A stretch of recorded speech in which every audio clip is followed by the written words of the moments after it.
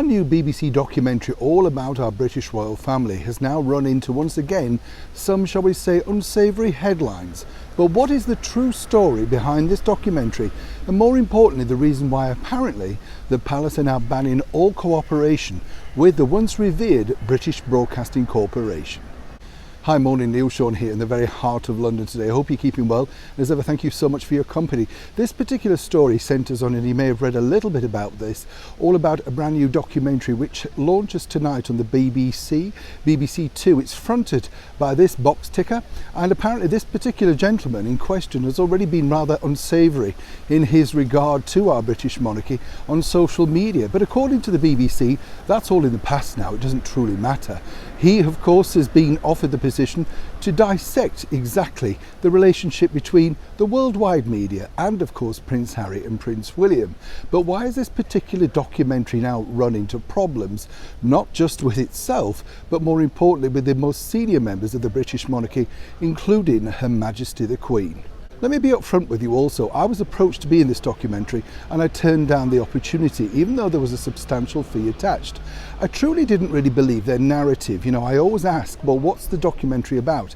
And they were very evasive about what they wanted to ask me about, whether, you know, they felt that the British monarchy was indeed lampooned or treated badly by the tabloid and broadsheet media. So obviously I declined. I really don't need that sort of exposure. What I find strange about people who do appear on these programmes is they're not at all really that close to the British monarchy. They're basically serving up gossip and speculation. What we like to do here on this channel, of course, is tell you the exact truth. What we know, what we've requested and what we found out. But here, of course, is where it gets very tricky, because the palace requested a copy of the programme in advance. This is normal practice procedure, and it's basic common courtesy when you think about it. Basically what happens with that is this. When they see the programme, if there's something they don't particularly agree with, or they simply want to correct as factual, then that's taken on board and re-corrected. You may remember that unsavoury incident earlier this year when that particular author of Finding His Bank Account, or whatever it was called, stated something on an ITV documentary, and then of course the legal team had to remove it because it offended and was totally untrue as stated by His Royal Highness Prince William.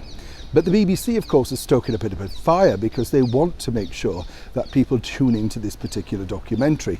It is pretty lame. The elements that I've seen so far are, you know, the bog standard stuff that you see.